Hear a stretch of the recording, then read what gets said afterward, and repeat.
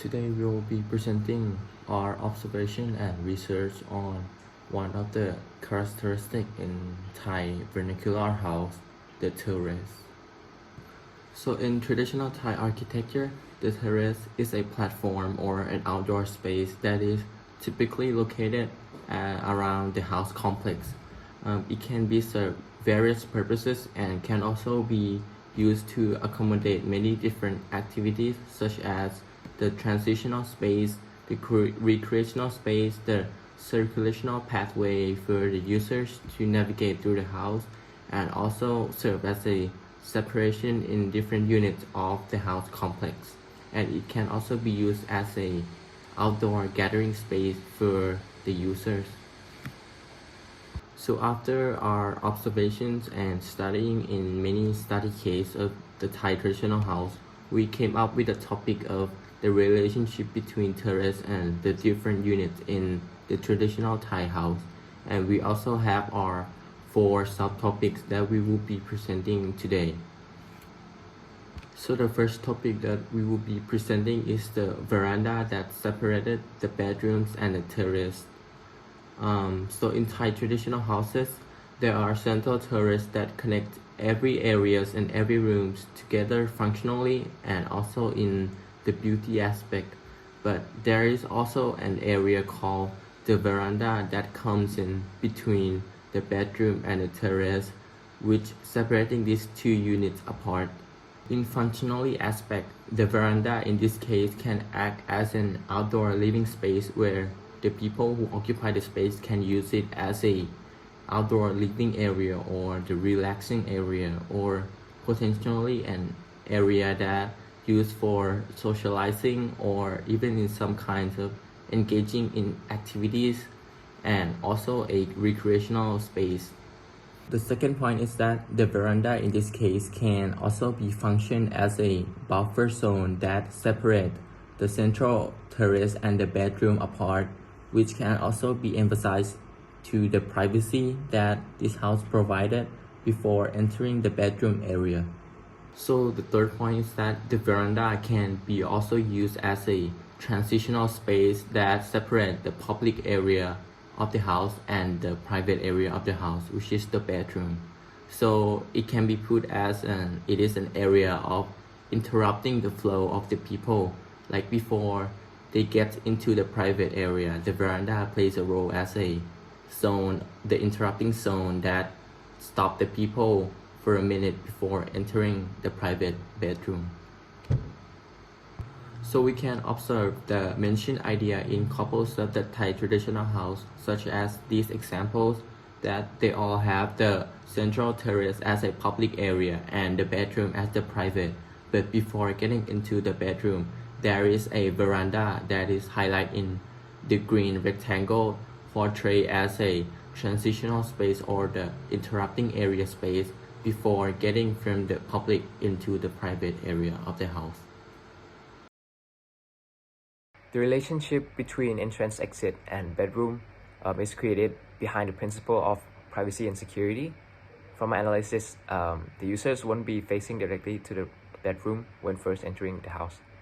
What I mean by that is when walking up the stairs, the user will be facing something else instead of the bedroom. And in this case, it will divert the attention from the bedroom, giving a sense of security and privacy to the owner, like they're not being stared at or focused at. But after a few changes of directions, the user will be facing the bedroom, in which they are at that point properly introduced to the house and introduced to the privacy of the house owner. Functionality aspects, the entrance and exit is located at the stair that leads up to the house above. Aside from that, the terrace acts as a path of transitional space between the bedroom and the entrance and exit, and relationship of the room can be seen in changing direction of how user face while walking into the house. So as you can see from the examples, the blue arrow represents the directions before they face the bedroom, in which after some few changes of directions, the red arrow will be the last direction that they'll be facing the bedroom. So in this case, it gives a sense of security because they won't be facing the bedroom at first, while being properly introduced to the house. So start from the terrace separating kitchen from bedroom. For the first reason is like it create a better airflow in Thai traditional house and cooling down the living space in the house.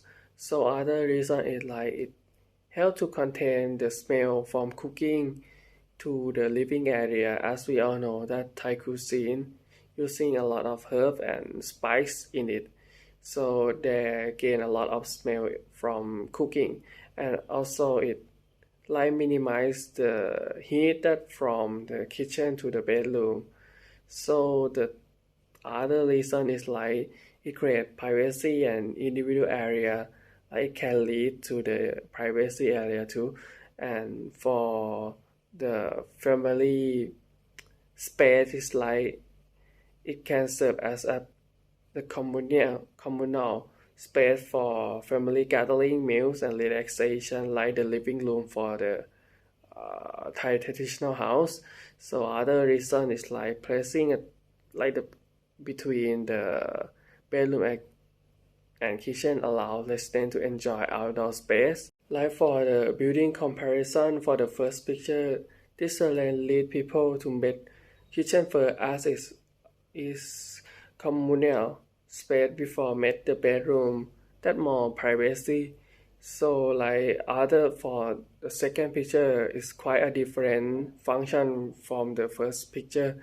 Like for this house it looked like they didn't have a lot of guests, so the terrace didn't avoid to make people make more privacy, but it only like to make to avoid the smell from cooking than doing for the privacy. So the third picture is not only to avoid the smell, but it like to decide that to make the terrace in the middle of the house, so they like the resident to enjoy the outdoor space and lighting that come around the house. Storage that's separated from entrance between terrace. In Thai traditional houses, the intentional separation of storage from the entrance reflects a thoughtful design approach. This functional distinction serves to preserve privacy, uphold cultural practices, and optimize living spaces, embodying a harmonious blend of tradition and practicality.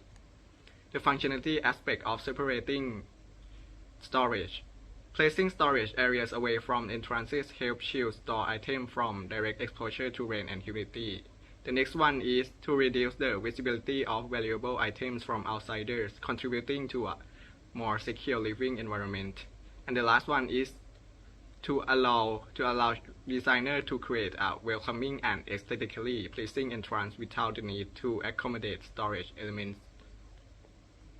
The three examples of Thai traditional house that separate the storage from the entrance. The first one is Thai vernacular house that storage separate from the entrance and the main unit of the house between terrace to protect store item.